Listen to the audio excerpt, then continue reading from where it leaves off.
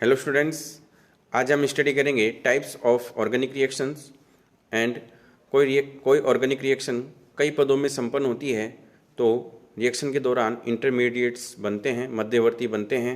तो कौन कौन से मध्यवर्ती ऑर्गेनिक केमिस्ट्री में पाए जाते हैं, इन सब का अध्ययन हम आज के वीडियो लेक्चर में करेंगे।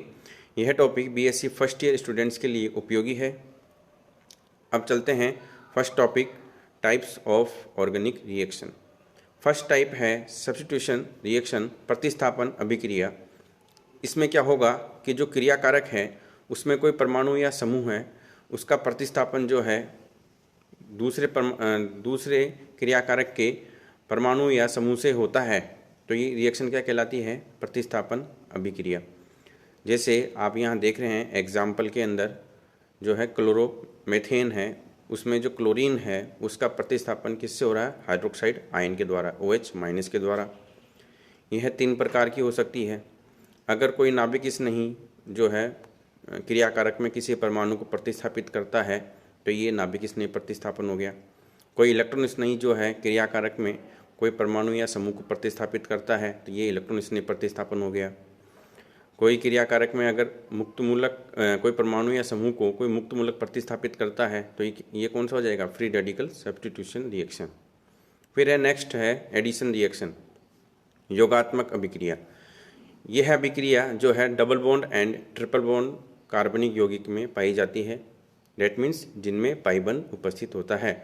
तो पाई बंध क्या होता है? ये वीक होता है सिग्मा बंध की अपेक्षा, सो ये इजीली ब्रेक हो जाता है। तो यहाँ पे आप देख रहे हैं जब एल्कीन पर हम जैसे हाइड्रोजन ब्रोमाइड का योग करवाते हैं तो आप यहाँ पे जो है जो एथीन है उसमें पाई बॉन्ड ब्रेक होता है और H और Br आके जुड़ते हैं। फिर है एलिमिनेशन रिएक्शन। ये जो है एडिशन रिएक्शन का क्या है? विपरीत है। एलिमिनेशन में क्या हो रहा है? यहाँ पे आप देख रहे हैं, मैंने एग्जाम्पल लिया है विहाइड्रो हैलोजनीकरण। तो यहाँ पे HBr जो है उसका लोप हो रहा है, विलोपन हो रहा है। और जब हम इस एल्किल हैलाइड, ये जो हमने एल्किल हैलाइड लिया है इसका नाम है ब्रोमोएथेन। तो जब ब्रोमोएथेन की क्रिया हम KOH के साथ करवाते हैं तो यहाँ पे जो है HBr बाहर निकल रहा है और एक पाई बंध का निर्माण हो रहा है। तो ये क्या हो गया? Elimination reaction. विलोपन 2 प्रकार का हो सकता है, अल्फा विलोपन और बीटा विलोपन। अल्फा विलोपन का मतलब है कि एक ही कार्बन से 2 परमाणु बाहर निकलते हैं। तो इसमें हम देखते हैं एग्जाम्पल के रूप में कार्बिन का निर्माण, जो हम अभी इंटरमीडिएट के रूप में स्टडी करेंगे। फिर है पुनर्विन्यास। तो इसमें क्या होता है, जो क्रियाकारक अणु है उसमें ही जो है परमाणु या समूह की स्थिति क्या हो जाती है? चेंज हो जाती है। तो ये एग्जाम्पल है। उसके बाद में नेक्स्ट है एनर्जेटिक्स ऑफ ऑर्गेनिक रिएक्शन। तो देखिए कि जो क्रियाकारक है उसकी एनर्जी और उत्पाद की एनर्जी एवं जो संक्रमण अवस्था बीच में बनती है उसकी एनर्जी का जब हम ग्राफ प्लॉट करते हैं तो हमें निम्न प्रकार का ग्राफ प्राप्त होता है। तो आप देखेंगे कि जो अगर ऊष्मा छिपी अभिक्रिया है तो यहाँ पे क्या होगा? ऊष्मा बाहर निकलेगी। तो इसके लिए आपको निम्न प्रकार का जो है ग्राफ प्राप्त होगा, एनर्जी डायग्राम प्राप्त होगा। और यहाँ पे आप देख रहे हैं कि जो क्रियाकारक से उत्पाद बन रहा है तो बीच में एक संक्रमण अवस्था पाई जाती है। ठीक है, और ये संक्रमण अवस्था है उसका जो है एनर्जी है वो सबसे ज़्यादा होती है क्योंकि ये क्या है? अस्थायी है। और आप यहाँ पे देख रहे हैं डेल्टा E। तो ये क्या है? Activation energy. एक्टिवेशन एनर्जी क्या होती है? जब भी क्रियाकारक से उत्पाद बनता है तो वह मिनिमम अमाउंट ऑफ एनर्जी जो कि एक क्रियाकारक को आवश्यक होती है उत्पाद बनाने के लिए। ठीक है, और ये है ऊष्माशोषी अभिक्रिया के लिए एनर्जी डायग्राम। इसके अंदर क्या हो रहा है कि ऊष्माशोषी अभिक्रियाएँ वे अभिक्रियाएँ होती हैं जिसके अंदर क्या होता है? ऊष्मा का अवशोषण होता है। और यहाँ भी क्या है? एक संक्रमण अवस्था बनती है। ठीक है, उसके बाद में आप देख रहे हैं कि अगर कोई ऑर्गेनिक रिएक्शन एक से अधिक पदों में संपन्न होती है तो आप उस ऑर्गेनिक रिएक्शन में मध्यवर्ती बनते हैं। और ये क्या है? ये सक्रियण ऊर्जा है। इधर ये सक्रियण ऊर्जा है, ये क्रियाकारक है, ये उत्पाद है। और सक्रियण ऊर्जा क्या हो गई? ये जो संक्रमण अवस्था है और क्रियाकारक है, उनके बीच में जो ऊर्जा का अंतर है वो क्या है, सक्रियण ऊर्जा हो जाती है। ठीक है। अब आप देख रहे हैं अगर जो मध्यवर्ती है और संक्रमण अवस्था, जो द्वितीय संक्रमण अवस्था है, अगर इसके बीच में ऊर्जा अंतर ज़्यादा है तो मध्यवर्ती स्थायी होता है, और यदि ये जो मध्यवर्ती है और संक्रमण अवस्था के बीच में ऊर्जा अंतर कम है तो ये मध्यवर्ती जो क्या है, कम स्थायी होता है, तो इसे मेटास्टेबल इंटरमीडिएट कहते हैं। ठीक है।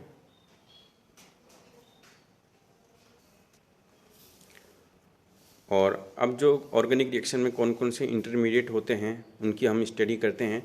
तो फर्स्ट इंटरमीडिएट है कार्बोकेटाइन और कार्बोनियम आयन।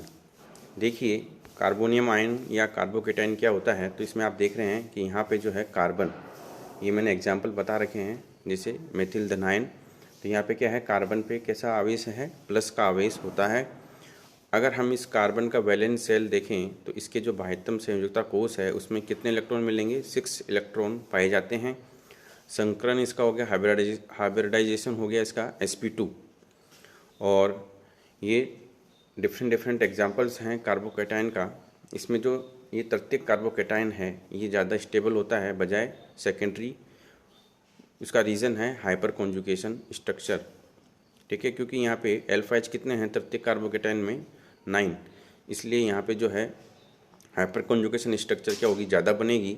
इसलिए जो टर्सरी कार्बोकेटाइन है वो सेकेंडरी से ज़्यादा स्टेबल होता है। फिर है बनाने की विधियाँ, मेथड ऑफ फॉर्मेशन। तो इसमें जो है हम एक तो ध्रुवीय माध्यम, जब एल्किल हैलाइड के साथ में हम ध्रुवीय माध्यम लेते हैं तो कार्बोकेटाइन का निर्माण हो सकता है। सेकंड है जब हम असंतृप्त यौगिक जैसे एल्कीन व कार्बोनिल यौगिक हो गए, जब हम उनकी क्रिया प्रोटॉन देने वाले विलायक या लुईस अम्ल से कराते हैं तो लुईस अम्ल यहाँ पे क्या हो जाएगा, जैसे AlCl3 एल्यूमिनियम क्लोराइड और अम्लीय एसिडिक मीडियम में करवाते हैं तो हमें क्या मिलता है, कार्बोकेटाइन प्राप्त होते हैं। ये देखिए साइनाइड के अंदर जो कार्बोनिल कंपाउंड है उनसे हम कार्बोकेटाइन प्राप्त कर सकते हैं। फिर ऐसे ही जो है अल्कोहल अगर हम लेते हैं, ईथर लेते हैं, एस्टर लेते हैं, एनहाइड्राइड लेते हैं, तो इनकी क्रिया जब हम प्रोटॉन से करवाएंगे तो हमें क्या मिलता है, कार्बोकेटाइन। ऐसी एल्किल हैलाइड और एसिल हैलाइड के प्रोटोनीकरण से भी हमें क्या मिलता है, कार्बोकेटाइन्स। फिर है कार्बोएनाइन। तो कार्बोएनाइन में क्या है कि जब किसी संयोजक बंध का विषमांश विखंडन होता है, हेटेरोलाइटिक क्लीवेज होता है, तो हमें क्या मिलता है, कार्बोएनाइन्स मिलते हैं। आप यहाँ पे देख रहे हैं ये जो है ये क्या लुईस बेस हैं। कार्बोकेटाइन बनाने के लिए आप क्या ले रहे थे, लुईस अम्ल। यहाँ पर क्या लेना पड़ेगा, एल्किल हैलाइड के साथ में आपको लुईस बेस लेना पड़ेगा, तो हमें क्या मिलता है, कार्बोएनाइन्स। ठीक है, ये एग्जांपल्स हैं कार्बोएनाइन्स के। और आप यहाँ देख रहे हैं कि जो है ये क्या है, ट्राइफेनिल मेथिल जो है कार्बोएनाइन्स भी आप देख रहे हैं यहाँ। ऐसे ट्राइफेनिल मेथिन कार्बोकेटाइन भी होता है और वो ज़्यादा स्थायी होता है। यहाँ पे एक कार्बोकेटाइन का स्पेशल एग्जांपल आप देख रहे हैं यहाँ पर, साइक्लोपेंटाडाइनाइल एलिल एनाइन। यहाँ पे क्या है, ये ड्यू टू एरोमेटिक करैक्टर आने के कारण से ये क्या होता है, स्थायी होता है। उसका रीज़न क्या है, यहाँ पे जो हक्कल का 4n+2 पाई जो इलेक्ट्रॉन्स हैं, डेट मीन्स अगर n का मान आपने 1 रखा तो यहाँ कितने इलेक्ट्रॉन्स आए, 6 इलेक्ट्रॉन्स इसके अंदर आ रहे हैं। ठीक है, 6 इलेक्ट्रॉन्स इसके अंदर हैं। और ये कैसे हैं, अनुनाद के द्वारा सर्कुलेट हो रहे हैं, डीलोकलाइज्ड हो रहे हैं। सो ये जो है साइक्लोपेंटाडाइनाइल कार्बोनाइन्स जो है ये क्या है, स्थायी होता है। ठीक है, फिर उसके बाद में जो कार्बोनाइन्स हैं वो कौन कौन सी रिएक्शंस में बनते हैं, तो ये रिएक्शंस है aldol condensation, Michael addition reaction, haloform reaction and Wittig reaction. ये देखिए जो विटिक रिएक्शन है उसमें एक विटिक अभिकर्मक काम आता है, यहाँ पे बता रखा है, ये है ट्राइफेनिल फॉस्फिन मेथिलीन अभिकर्मक है। इसमें यहाँ पे जो है कार्बन पे नेगेटिव चार्ज होता है, ये कार्बोनाइन्स है। जब इसकी क्रिया वेटिक अभिकर्मक की क्रिया हम कार्बोनिल यौगिक से कराते हैं तो हमें एक मध्यवर्ती बनता है बीटेन, और जो कि एक साइक्लिक ट्रांजिशन स्टेट के द्वारा फिर यहाँ पे हमें एल्कीन का निर्माण हो रहा है, असंतृप्त यौगिक। तो वेटिक रिएक्शन किस काम आती है? एल्कीन बनाने के काम आती है। ठीक है। उसके बाद में फ्री रेडिकल्स भी बनते हैं ऑर्गेनिक रिएक्शन में। तो ये फ्री रेडिकल्स कैसे बनते हैं? तो ये किसी एक सहसंयोजक बंध कोवलेंट बॉन्ड है उसके होमोलाइटिक क्लीवेज से जो है फ्री रेडिकल का निर्माण होता है। देखिए जो भी कोई कोवलेंट बॉन्ड है, वो क्या होता है? इलेक्ट्रॉन युग्म की शेयरिंग से बनता है। जब उसका होमोलाइटिक क्लीवेज होगा तो आप देख रहे हैं फ्री रेडिकल बनता है। बनाने की कौन कौन सी विधियां हैं फ्री रेडिकल बनाने की? तो पहला है पेनेथ हाफ डीज मेथड। इसमें एक आप देख रहे हैं इंस्ट्रूमेंट, इसमें यहाँ पे क्या होगा, इस जगह पे आपको जो है टेट्रामेथिल लेड एवं नाइट्रोजन की वेपर्स को भेजना है और यहाँ पे ए पॉइंट में इनको गर्म करना है। तो हमें जो है मेथिल रेडिकल्स मिलते हैं जो कि क्या बनाते हैं? एथेन। और देखा गया है कि जो ऑक्सीजन बंध की जो ऊर्जा है वो बहुत ही कम होती है, 30 से 40 किलो कैलोरी पर मोल होती है।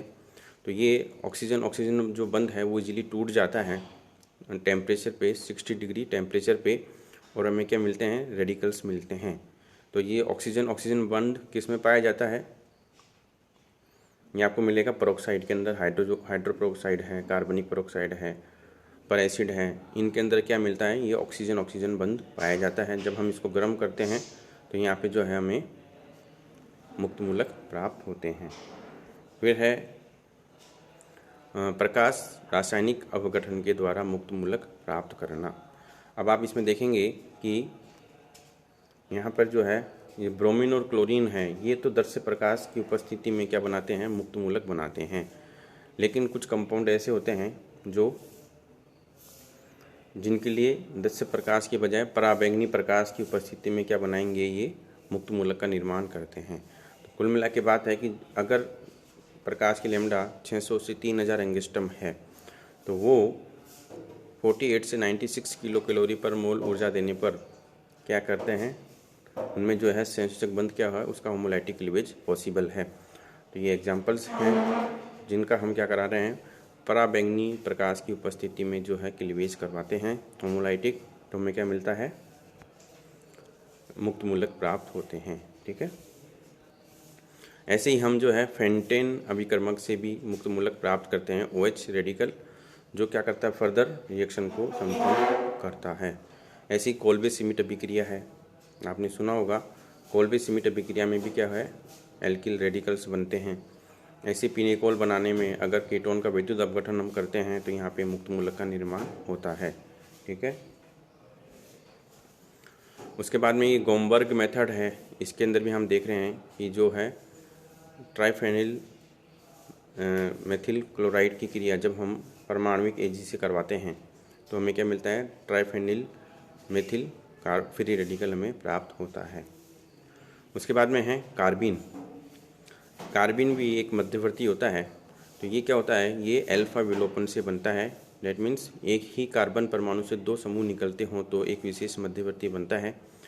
ये यहाँ पे आप देख रहे हैं कि जो कार्बन है उसके वैलेंस सेल में कितने इलेक्ट्रॉन्स हैं? 6 इलेक्ट्रॉन्स हैं। यह एक उदासीन और इलेक्ट्रॉन न्यून स्पेसीज़ है।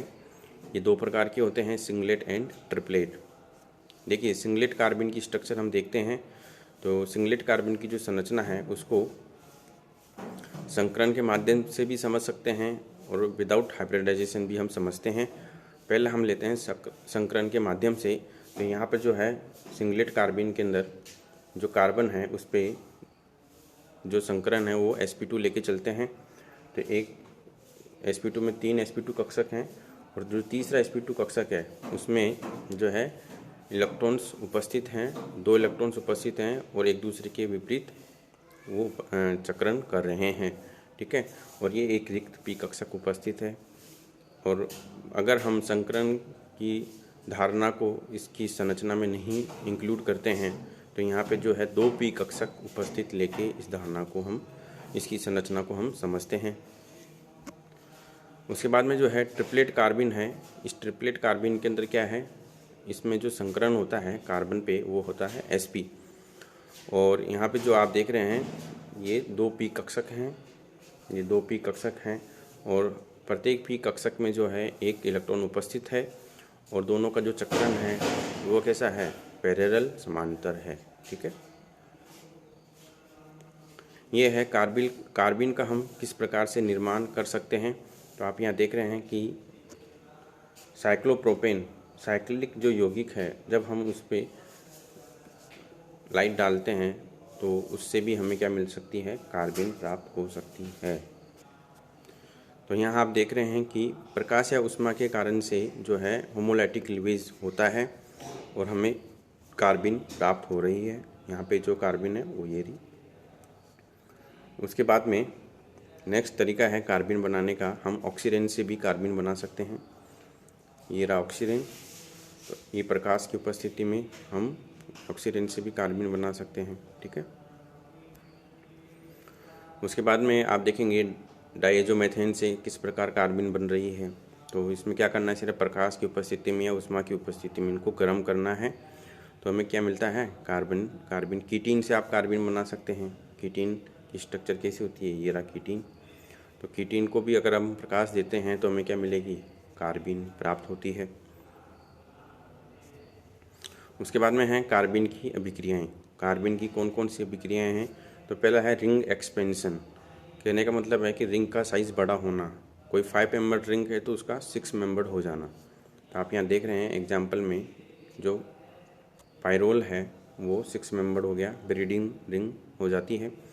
ये जो है क्लोरोफॉर्म प्लस सोडियम इथोक्साइड से हम क्या बनाते हैं, क्या प्राप्त करते हैं, कार्बिन। और ये कार्बिन इस प्रकार से जो है साइक्लिक स्ट्रक्चर बनती है और यहाँ पे रीअरेंजमेंट के द्वारा हमें जो है 3 क्लोरोपिरीडीन जो है उत्पाद के रूप में प्राप्त होता है। ऐसी इंडोल से हम क्विनोलिन बना सकते हैं कार्बिन की सहायता से। ठीक है, ये अदर एग्जांपल्स हैं। उसके बाद में है वोल्फ रीअरेंजमेंट। इसमें क्या करना है, ये जो है अल्फा डाईएजो जो कंपाउंड, तो यहाँ पे जो आप देख रहे हैं ये क्या है, अल्फा डाईएजो कीटोन जो है, इससे हमें क्या मिलती है, कार्बिन मिलती है। अगर हम Ag2O लेते हैं अभिकर्मक के रूप में तो यहाँ पे आपको यहाँ कार्बिन है, इसमें रीअरेंजमेंट होके कीटीन प्राप्त होता है। तो ये भी एक रिएक्शन है जिसमें क्या है, एक कार्बिन मध्यवर्ती बनता है। ऐसी ही रायमर-टिमार रिएक्शन है, रीमर-टिमार। इसके अंदर जब हम फिनोल की क्रिया क्लोरोफॉर्म प्लस QH से कराते हैं तो हमें क्या मिलते हैं, फिनोलिक एल्डिहाइड प्राप्त होते हैं। तो आप यहाँ देख रहे हैं किस प्रकार जो है कार्बिन जनरेट होती है।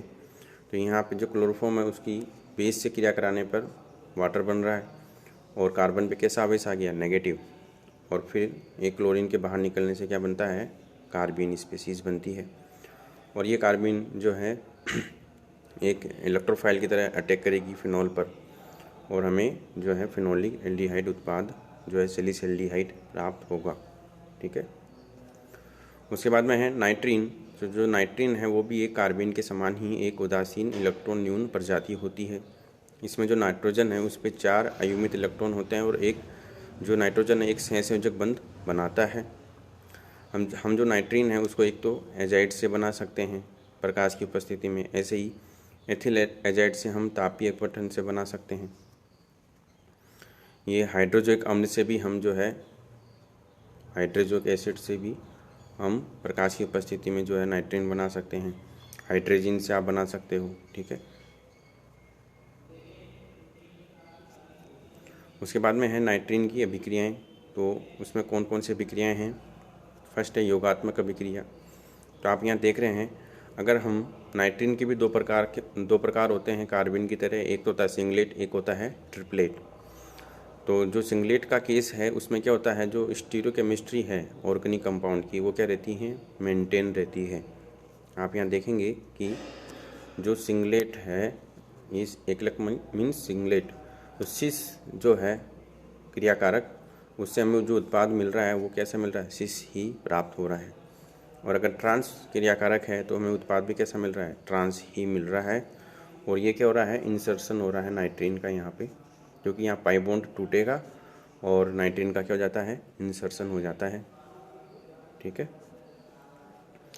उसके बाद में यही सेम एग्जांपल्स हैं। और ये एक स्पेशल रिएक्शन है नाइट्रीन के लिए। यहाँ पे क्या, ये एसिल एजाइड, तो एसिल एजाइड से कैसे रिंग में जो है नाइट्रोजन का एंट्रेंस होता है। फिर है इंसर्शन रिएक्शन। इंसर्शन रिएक्शन में ये डिफरेंट इंसर्शन रिएक्शंस है नाइट्रीन की। फिर है रिंग एक्सपेंशन। तो रिंग एक्सपेंशन के अंदर जो है हम एजेपाइन कैसे प्राप्त कर सकते हैं नाइट्रीन से, तो ये एजेपाइन बनाने का तरीका है। उसके बाद में है हाफमान कर्टियस रीअरेंजमेंट। तो आप यहाँ देख रहे हैं जो एसिल एजाइड है, इसमें जब हम इसको गर्म करते हैं तो यहाँ पर जो है मध्यवर्ती के रूप में क्या बनता है, नाइट्रीन। ये नाइट्रीन बन रहा है मध्यवर्ती के रूप में। ये क्या है, एसिल एजाइड। तो नाइट्रोजन बाहर निकलने से हमें क्या मिल रहा है, यहाँ पे एसिल एजाइड, एक एसिल एजाइड से क्या बन रहा है, नाइट्रीन मध्यवर्ती बनता है। और फिर इस नाइट्रीन में पुनर्विन्यास होने से क्या बना, ये आइसोसाइनेट बनता है। ठीक है, उसके बाद में है बेंजाइन। तो ये बेंजाइन क्या है, ये भी एक उदासीन और बहुत ही क्रियाशील मध्यवर्ती होता है जिससे एरोमेटिक गुण विद्यमान होते हैं। ये बेंजाइन की संरचना है। आप यहाँ देख रहे हैं कि यहाँ पे जो बेंजाइन है इसमें एक त्रिबंध होता है। ये त्रिबंध कहाँ पे है, ये त्रिबंध है, एक पाइबंध दे रहा है, एक सिग्मा बंध और एक ये पाइबंध यहाँ पे उपस्थित होता है। क्योंकि यहाँ पे जो है कार्बन पे कैसा संकरण होता है, sp2, तो यहाँ पे 120 डिग्री का कोण होगा। और क्योंकि अब ओवरलैपिंग होने के लिए इनका समांतर होना ज़रूरी है, इन sp2 कक्षकों का, जो ऐसा पॉसिबल हो नहीं सकता क्योंकि यहाँ पे 120 डिग्री कोण होता है, sp2 संकरण है, जिसके कारण से ये जो बेंजाइन बंध है ये कैसा होता है, बहुत ही कमज़ोर होता है। इसलिए जो बेंजाइन इंटरमीडिएट होता है ये कैसा होता है, वेरी रिएक्टिव होता है। अब हम बेंजाइन को कैसे बना सकते हैं वो देखते हैं। तो यहाँ पे देख रहे हैं कि यहाँ पे एलिमिनेशन एडिशन रिएक्शन के द्वारा हम जो है बेंजाइन का निर्माण कर सकते हैं। और यहाँ आप देख रहे हैं ये क्लोरोबेंजीन है। जब हम इसकी क्रिया सोडामाइड और धात्विक एल्कोक्साइड के साथ करवाते हैं तो इंटरमीडिएट कौन बनता है, बेंजाइन। और जब हम इस बेंजाइन पे नाभिक स्नेही की क्रिया करवाते हैं तो हमें क्या मिलेगा, साइन सब्स्टिट्यूटेड उत्पाद मिलता है। यहाँ पे जो है साइन प्रतिस्थापन का मतलब है कि ये जो क्लोरीन है इसके ऑर्थो पोजीशन पे जो है नाभिक स्नेही आके जुड़ता है, वो उत्पाद क्या होता है, मेजर बनता है, इसलिए इसको कहते हैं साइन प्रतिस्थापन। ठीक है, ओके, थैंक यू।